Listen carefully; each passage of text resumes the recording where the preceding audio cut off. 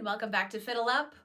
I am Emerald Ray, and today we're going to be talking about the roll. This is such a common thing to do in Celtic music. You can't avoid it. And it's used more often in Irish music, but it's used a lot in Scottish music as well, and in Cape Breton music as well. But it's very, very prominent in Irish music. And it's prominent in Scottish and Cape Breton music as well, but it's used in with slightly different timing in slightly different ways, but it's still the same idea. So, but if you're playing Irish music, this is going to be one of the first things you learn for sure. So, we're going to start off. So, what's happening here is we're gonna do a trill and then a warble. So I would go back and watch the trill and the warble videos so you have an idea of what those both look like and hopefully have practiced them a little bit before you get into this, because we're gonna do both of them at the same time and it's gonna go very fast eventually. We're gonna start off slow. So what's gonna happen is we're gonna play a scale just like this.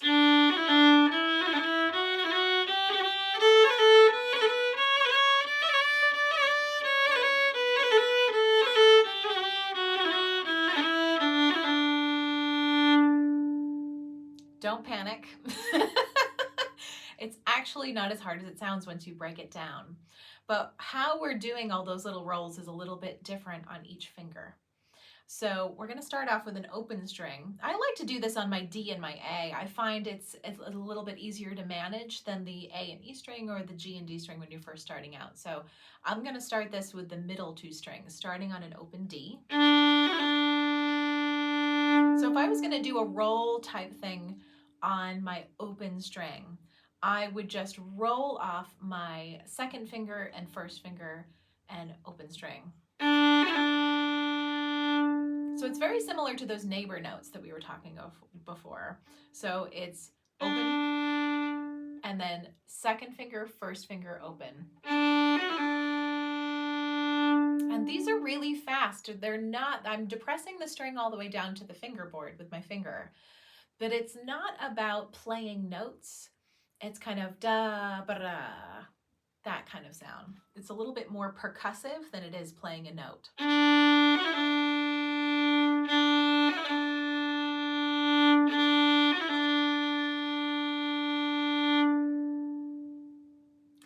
So moving up to your first finger, there's a couple of options here. You can use your second finger, and we're going to go into this trill warble thing now, because we're going to have to. So you're going to start off on your first finger on the E. Trill with your second finger. And then you're going to lift up your first finger and do that warble. So if you can see, here's what's happening.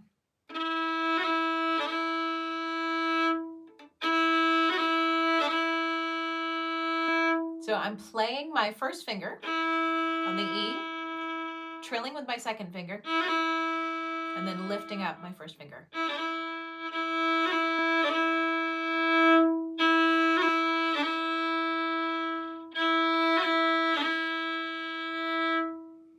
So do you see how they sound kind of percussive? They're not really notes. They're a little bit, almost kind of ghosted a little bit. So what you're going to do at this point is just stay here until you get that down, which might take longer than this video, I will guarantee you. But you just want to hang out here until you kind of get a clear snap of each of those two things, trill and warble. And you want to do it both on one bow as well. So you're going to stick with this until you can do that with some confidence. So that's what you're going for, but you might be here for a while.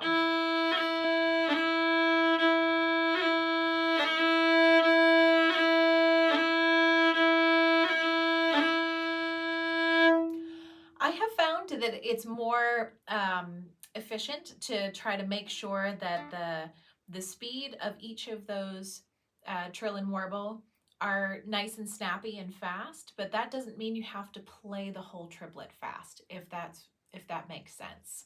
So I'm practicing this slow, but the ornaments themselves still sound kind of snappy.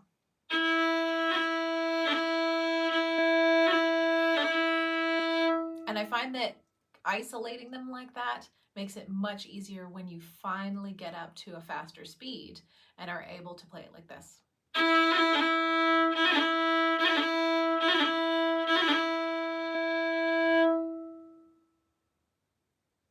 So, moving on. Another thing you can do is you can play, instead of your second finger, you can play it with your third finger. And honestly, this is what I do most of the time, especially when I'm playing Irish music and I want it to sound, have that specific sound. So let's play that again, because this is a very commonly used alternative here, is to use your third finger instead of your second finger. So we're going to do that all on your first finger and use a third finger trill at the top instead, and then do a warble on the first finger.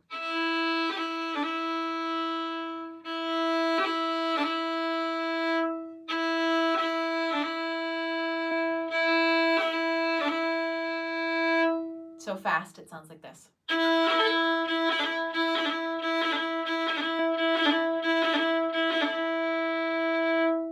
So you might kind of recognize that sound. It's kind of specific. And so regardless of what's going on with the tonality of the tune, you might actually be throwing your third finger in instead of your second finger, even if that doesn't make sense for the theory of the tune. And that's okay. That's kind of one of those quirks that happens.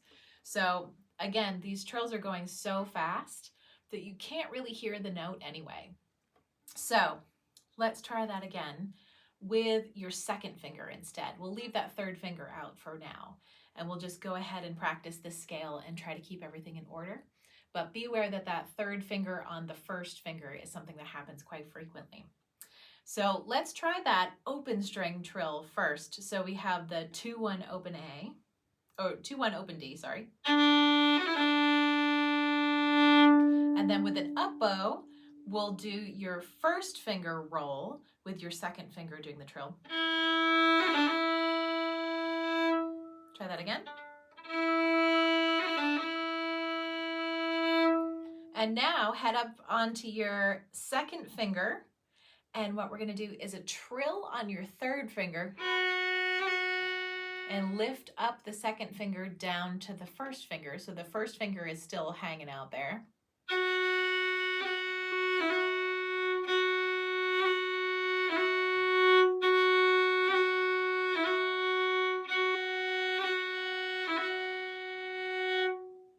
Okay, so what we have is open D, first finger, second finger,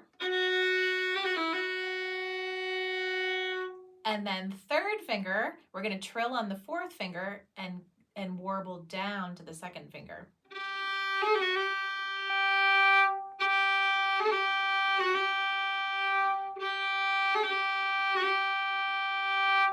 Now this is a lot for your hand, don't worry. It's kind of tricky up there. It requires a little bit of stretchiness and a little bit of muscle, but you'll get there.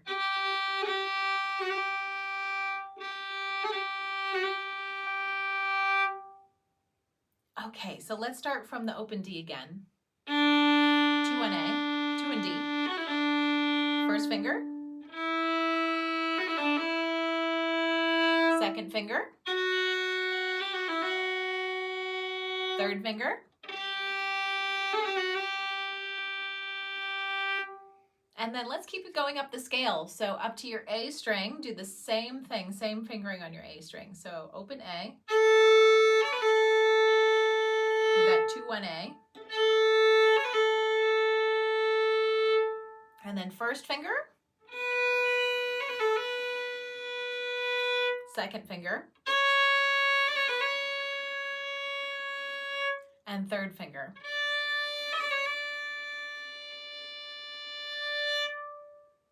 And now let's go back down the scale. So starting from that third finger on your A string, back down to the second finger, first finger, open A. Now we're going to go down to the D string again, third finger on the D string, second finger, first finger, open D.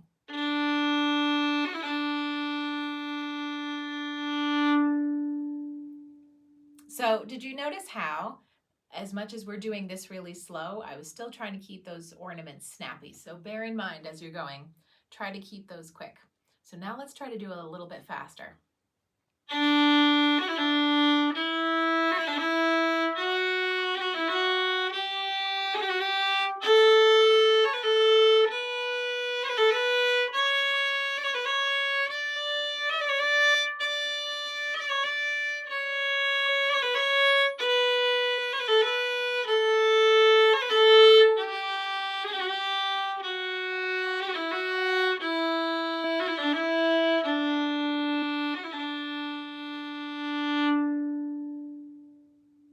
Excellent. All right, let's try it even faster than that.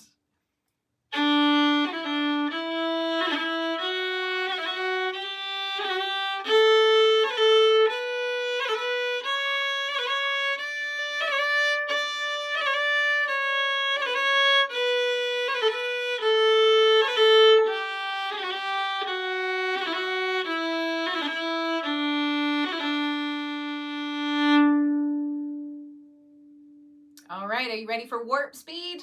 Let's go.